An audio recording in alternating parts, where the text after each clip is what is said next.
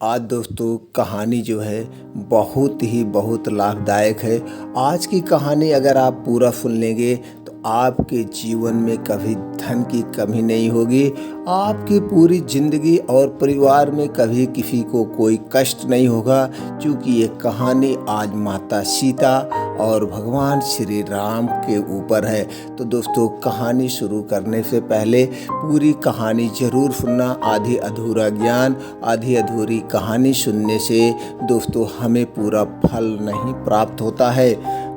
माता सीता के ऊपर है, इसलिए इस कहानी को जरूर पूरा सुने। क्रोधित माता सीता ने क्यों दिया था गाय, नदी, पंडित व कौवे को श्राप, आज हम इसी के बारे में जानेंगे। अयोध्या में भगवान श्री राम का जन्म हुआ था।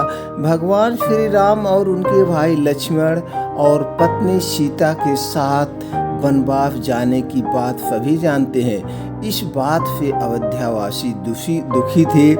राजा दशरथ राम और लक्ष्मण के वियोग के दर्द को भी झेल नहीं सके और उनका मृत्यु हो गई।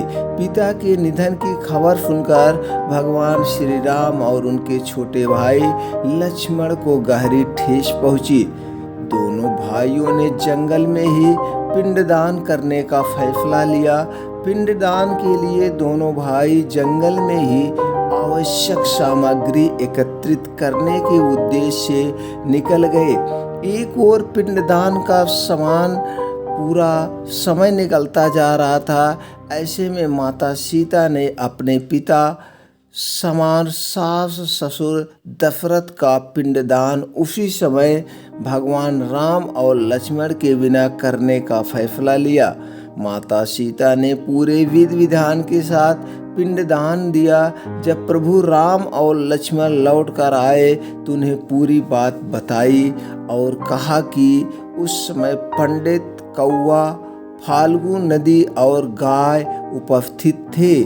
माता सीता ने कहा कि प्रभु आप साक्षी के तौर पर आप अपने इन चारों से सच्चाई पूछ सकते हैं, हमें पूरी जानकारी ले सकते हैं।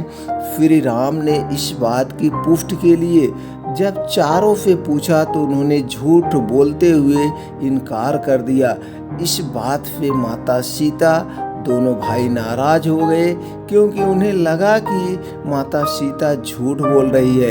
इस बात माता सीता क्रोधित हो गई। इसी बात को लेकर माता सीता क्रोधित हो गई और झूठ बोलने की सजा देते हुए आजीवन श्रापित कर दिया।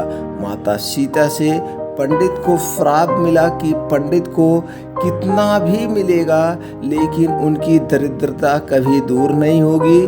कौवे को कहा कि उसका अकेले खाने से कभी पेट नहीं भरेगा और आकस्मिक मृत्यु होगी।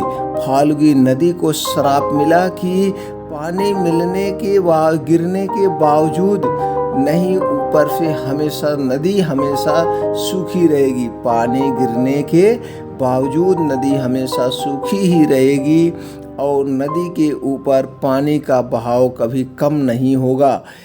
यह माता सीता ने गाय को श्राप दिया कि घर में पूजा होने के बावजूद भी गाय को हमेशा जूठन खाना पड़ेगा। रामायण में भी इस कथा का जिक्र मिलता है। ये चारों को माता सीता ने क्रोधित होकर श्राप दे दिया, जिसका वो आज चारों लोग आज तक भुगत रहे हैं। तो दोस्तों ये है माता सीता ने श्राप दिया। हमें क्या इस कहानी से सीख मिली? हमें इस कहानी से यही सीख मिली, कैसी भी परिस्थिति हो हमें कभी झूठ नहीं बोलना चाहिए। अगर हम झूठ बोलते हैं या झूठ का कभी सहारा लेते हैं तो उसका गलत परिणाम होता है और उसे हमें ही भुगतना पड़ता है। तो दोस्तों कभी हमेशा सत्य का साथ देना चाहिए, झूठ का साथ मत नहीं देना चाहिए। अगर हम सत्य का साथ देंगे तो हमारी विजय होगी और हम कभी कठिन परिस्थितियों में नहीं झेलेंगे। तो दोस्तों इस कहानी से हमें यही सीख मिलती है, हमेशा हमें सत्य के मार्ग पर चलना चाहिए।